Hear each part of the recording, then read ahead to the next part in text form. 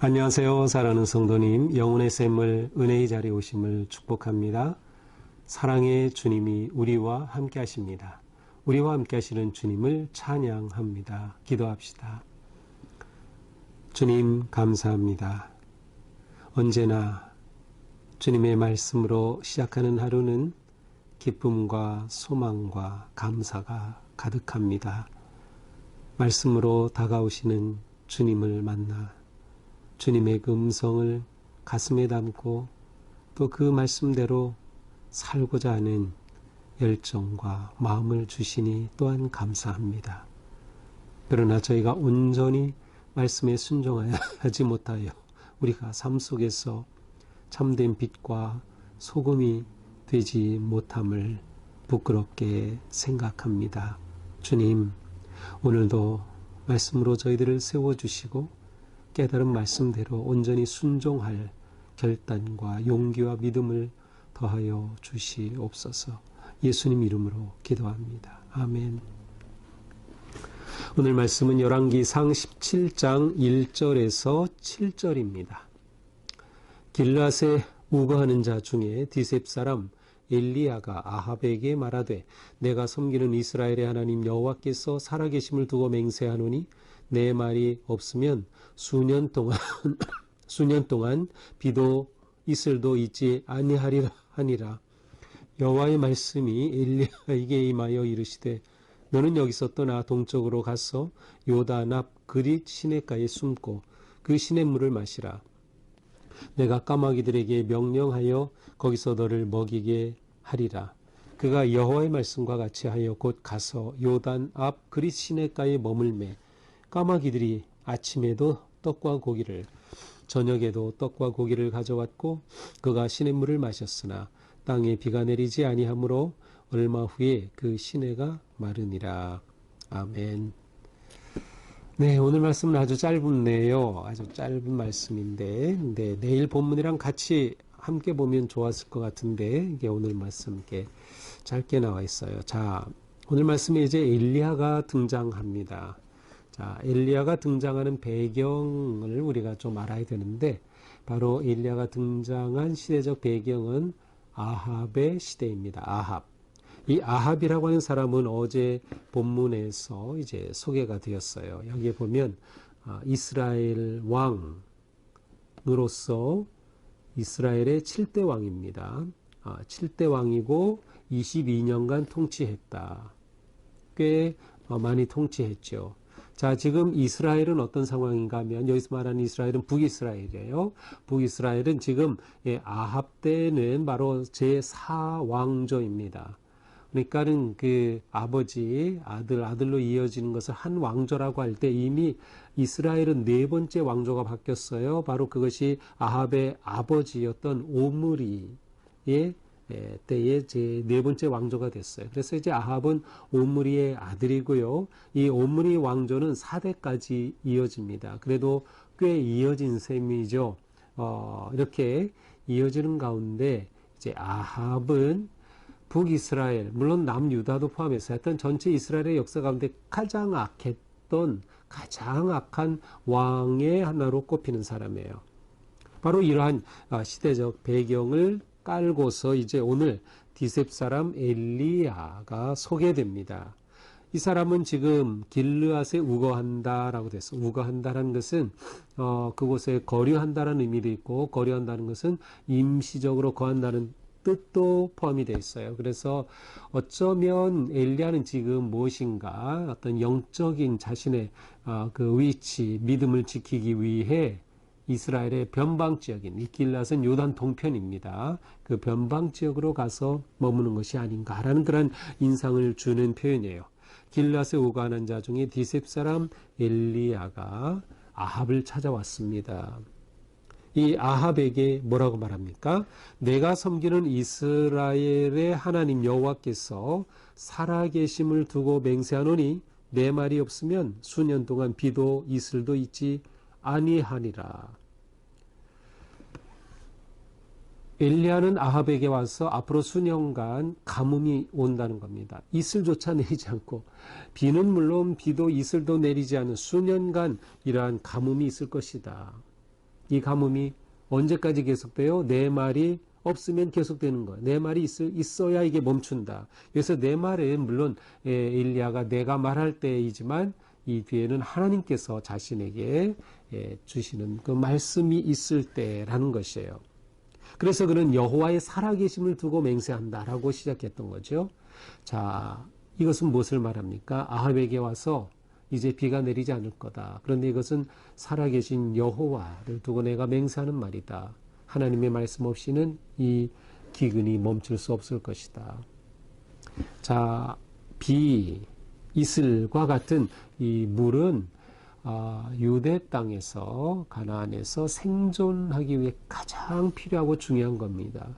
물이 없으면 아예 생존 자체가 불가능해요. 물론 누구나 다 어느 지역이나 마찬가지지만 특별히 이 지역은 정말 광야가 많은 지역이기 때문에 물이 없다. 그것은 곧 죽음을 의미하는 겁니다. 자, 바로 이렇게 영적 암흑기 시대에 아합에게 엘리야가 나타나서 말하는 겁니다. 하나님이 역사하시는 겁니다. 이 암흑 시대이지만 이때에 하나님이 모르시는 것이 아니라 다 보고 계시다는 거예요. 하나님의 사람을 통해 하나님을 섬기는 엘리야를 통해서 지금 선포하는 겁니다. 자, 이것은 무엇과 맞서는가 하면 지금 아합은 이세벨이라고 하는 아내를 만난 이후에 아주 극도로 우상숭배에 다 빠지고 그것만이 아니라 하나님의 거룩하고 정의로운 선지자들을 아주 다 색출해내서 죽이는 그러한 아주 악한 왕이었어요. 바로 이때 나타난 겁니다. 이때. 그러니까 진짜 너희가 섬기는 우상, 아합이, 이세벨이 그렇게 목숨 바쳐 섬기는 우상인 그들의 바알이나 아세라, 아스다롯 이러한 것들이 아무 소용이 없다는 거예요. 왜냐하면 그들은 이러한 우상을 섬기면서 이 우상이 풍요의 신이고 이 우상을 통해 자기들이 풍요로워진다고 생각하고 있는데 아니다. 봐라. 하나님이 말씀하시지 않으면 이 기근 멈출 수 없을 거야 라고 경고하는 것이죠. 이렇게 여호와의 말씀이 엘리야에게 임합니다. 그리고 하나님께서는 엘리야에게 말씀하셔요. 여기를 떠나서 동쪽으로 가서 요단 앞 그릿 시내가에 숨어라. 동쪽으로 다시 요단 동쪽으로 가서 원래 이쪽 길르아 디셉 사람이라고 했죠. 다시 동쪽으로 가서 요단강의 지류로 보이는 그릿 시내가에 숨어라. 숨어라. 왜 숨으라고 할까요? 이렇게 선포한 엘리야가 위기에 처한 겁니다. 예. 중간에 아무 말씀이 없지만 행간을 우리가 읽어본다면 바로 엘리야가 이렇게 선포한 후에 그는 지금 도망해야 되는 거예요. 잡혀 죽을 위기를 피하는 거죠. 하나님께서 그를 숨겨주시는 겁니다. 자, 그리 시내가에 숨어라. 그러면 하나님께서 까마귀에게 명령해서 너를 먹이게 할 거다. 이 말씀을 듣고 엘리야는 급하게 곧장 도망가서 요단 앞 그리 시내가에 숨어요. 그리고 정말로 까마귀가 음식을 가져다 줘요. 아침에 떡과 빵과 고기를, 또 저녁에도 빵과 고기를 가져오고 그리 시냇가니까 그 시냇가의 시냇물을 마시면서 엘리야가 생존하게 됩니다. 자, 까마귀는 원래 부정한 짐승입니다. 왜냐하면 까마귀는 죽은 시체를 뜯어먹는 것으로 보기 때문에 부정한 짐승이에요. 그런데 하나님께서는 이 까마귀를 통해서 엘리야를 살려주시는 거예요. 엘리야가 생존하게 하시는 거예요. 까마귀가 자기가 먹을 고기를 엘리야에게 갖다 줬다. 빵도 갖다 줬다. 이 얼마나 놀라운 일입니까? 그래서 이게 어디서 나온 걸까요? 이렇게 하나님께서는 엘리야에게 선포하게 하시고 그리고 그에게 닥칠 위기 앞에서 그를 피하게 하시고 그에게 공급하여 주시고 지켜주시는 하나님의 모습을 볼 수 있어요. 자, 그가 이렇게 피해야 했던 것은 바로 이 아합의 아내였던 이세벨 때문이죠. 자, 아합의 아버지가 오므리라 그랬죠. 오므리 왕조의 지금 두 번째 왕이 아합입니다. 그런데 이 오므리 왕은 자기 아들 아합을 결혼을 시킬 때 일부러 이세벨과 결혼시켰어요. 이세벨은 시돈의 공주였어요. 이 시돈 땅은 아세라 여신을 섬기는 아주 본거지예요. 이 아세라 신은 여왕신이라고 할 수 있어요. 그 다음에 아스다롯, 풍요의 신인 아스다롯의 본거지가 바로 이곳인데 이곳에 공주와 정략 결혼을 하게 한 거죠. 그런데 이세벨이 이렇게 결혼한 후에 아합의 아내가 되고 이스라엘의 왕비가 되면서 이스라엘을 완전히 자기의 그 우상으로 그냥 도배해버리는 겁니다. 아예 자기의 우상을 섬기는 그러한 거짓 선지자들을 고용하고 수백 명, 나중에 뒤에 나오죠. 450명 이렇게 아예 국가의 신으로 만들어 버리는 것. 이렇게 악한 이세벨이에요. 바로 이 이세벨을 피해서 엘리야는 그리 시냇가에 숨게 됩니다. 자, 그러나 7절에 보니까 땅에 비가 내리지 않고 그러니 자연스럽게 이 그리 시냇가의 시내도 마르게 되었습니다. 엘리야는 비록 하나님의 말씀을 그대로 선포했지만 하나님의 심판의 그 역경을 자기도 똑같이 겪는 겁니다. 자기도 똑같이 이 길을 겪으면서 하나님을 의지하게 되죠. 자, 가뭄뿐만 아니라 구약을 보면 전쟁, 그 다음에 전염병, 이 세 가지는 하나님의 심판의 도구로 많이 등장을 합니다. 따라서 이번에 등장한 이 가뭄이라고 하는 것은 하나님께서 우상에 빠진 아합 시대에 하나님의 심판이 그 땅에 임하는 것임을 보여주기도 하죠. 자, 이것이 오늘 말씀입니다. 자, 오늘 말씀을 보면서 우리는 하나님이 어떤 분이신가라는 것을 볼 수 있어요. 자, 저는 오늘 말씀에서 하나님의 사랑이 멈추지 않는다는 것을 발견했어요. 하나님의 사랑이 멈추지 않는다. 자, 이 아합 시대는 남북 이스라엘의 모든 역사 가운데 가장 악하고 타락한 시대예요. 악하고 타락하다는 것은 하나님을 배반해도 완전히 하나님을 정말 버리고 더 나아가 하나님의 의로운 선지자들을 죽이고 하는 그러한 악한 시대예요. 자, 그런데 이 악한 아합 시대에 하나님께서는 이 시대에도 여전히 살아계셔서 그들 가운데 지금 나타나고 계시다는 거예요. 놀랍게도 열왕기 상의 이야기 중에 솔로몬 빼놓고 아합 이야기가 가장 많이 나와요. 오늘이 17장이죠. 17장부터 22장까지 무려 6장에 걸쳐 아합 이야기가 나와요. 가장 악한 왕 시대의 이야기가 가장 많이 나와요. 무엇을 말해요? 악한 시대일수록 하나님께서는 안타까워하시면서 하나님께서 역사하시는 겁니다. 하나님께서 일하시는 겁니다. 하나님께서 그 시대 가운데 나타나셔서 하나님의 거룩한 나라가 되도록 그렇게 일하시는 거죠. 하나님의 사랑이 바로 여기에 드러나고 있습니다. 마치 죄가 가득한 곳에 은혜가 넘친다라는 그러한 것과 같아요.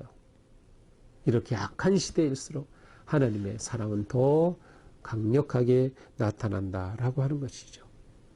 그러므로 우리는 이런 어두운 시대를 두려워하지 말고 또한 어려운 시대에 하나님의 심판이 임하는 이러한 상황에 두려워하지 말고 오히려 하나님께서는 이러한 고난과 역경 가운데 나타나시고 임재하신다. 그래서 우리는 그 하나님을 바라보고 만나는 거죠. 하나님 임재의 은혜, 기회가 될 수 있는 것입니다. 또한 우리는 이러한 하나님의 사랑 앞에서 하나님 앞에 하나님을 섬기는 일에 목숨을 걸어야 한다. 시대가 악할수록 우리는 하나님을 섬기는 데 더 힘써야 되는 거예요. 왜? 시대가 악하다는 것은 하나님을 섬기지 않는다는 거죠. 하나님을 예배하지 않는다는 거예요. 재물이 신이 되고 힘이 신이 되는 시대이기 때문에 사람의 욕망이 신이 되는 시대이기 때문에 이런 때일수록 우리는 더욱더 하나님을 섬겨야 된다. 더욱더 예배해야 된다. 우리가 예배하는 것 자체가 얼마나 놀랍고 거룩하고 귀한 일인지 모릅니다. 우리가 주일에 교회로 오는 그 모습 자체가 세상 앞에 나는 하나님을 섬기는 사람입니다 라는 것을 드러내는 것이에요. 이 세상이 아무리 악하고 어둡다 하더라도 우리는 그럴수록 더욱더 하나님을 섬기는 일에 목숨을 걸어야 한다. 오직 하나님을 섬기고 순종하는 길만이 살 길이기 때문인 것이죠. 이 어두운 아합 시대였지만 사실은 엘리야만이 아니었어요. 미가야라는 선지자도 있었고요. 또한 하나님께서 숨겨 놓으신 그러한 선지자들이 또한 있었어요. 이 아합 시대에도. 그러니 하나님께서는 이 어두운 시대에 바로 우리를 통해서도 일하고 계시고 역사하고 계신다라는 것을 우리는 알게 돼요. 그래서 우리는 더욱더 시대적 사명감을 가지게 되는 것이죠. 그래서 이러한 세대 가운데 세상을 구하는 그러한 용사, 하나님의 진리의 말씀으로 세상을 밝히는 그러한 믿음의 용사가 되어야 하는 것이죠. 자, 또한 우리는 이렇게 우리가 하나님을 섬기고 하나님을 사랑하고 예배하는 일에 목숨을 걸 때 하나님은 결코 우리를 버리지 않으신다. 우리를 보호하시고 지켜주시고 공급하여 주시는 겁니다. 보호하시고 공급하여 주신다. 영어로는 이제 보호한다는 protect, 공급하신다는 provide. 그래서 앞에 PR로 시작이 돼서 이렇게 외우기가 좋아요. 공급하시고 보호하시는 하나님. 우리가 이 하나님을 더욱 이 아침에 의지하고 신뢰해야 할 것입니다. 우리는 하나님께서는 하나님을 섬기고 의지하는 자를 보호하시고 품어주신다. 왜? 창조주 하나님이시니까. 창조주 하나님이시니까 비를 내리고 멈추는 모든 것, 그 생명의 주인이 되시는 하나님이시니까. 그 하나님께서 우리를 인도하시는 것이죠. 오늘 하루 우리가 살아가면서 우리가 이 시대의 여러 가지 혼란하고 악하고 어두운 상황 속에서도 결코 낙담하지 말고 그럴수록 더욱 하나님을 예배하며 하나님의 사랑과 은혜 안에서 하나님의 보호하심 받고 하나님의 공급하심으로 승리하는 그런 복된 성도들이 되기를 축복합니다. 기도합시다. 주님 감사합니다. 오늘도 말씀으로 저희들을 세워주시니 감사합니다. 우리가 어두운 세상일수록 더욱 주님을 의지하고 하나님을 섬기고 예배하고 하나님 사랑하기에 힘쓰게 하여 주시옵소서. 하나님의 보호하심과 공급하심이 아니면 살아갈 수 없는 저희들입니다. 더욱 하나님 붙잡고 하나님 바라보며 하나님의 선하신 인도하심 따라 주님의 사랑의 품 안에 안전하게 거하는 복된 성도들이 되게 하여 주시옵소서. 예수님 이름으로 기도합니다. 아멘. 오늘도 주님의 은혜 안에서 우리의 삶이 이처럼 아름답고 또 승리하는 거룩한 삶 되기를 축복합니다. 사랑합니다.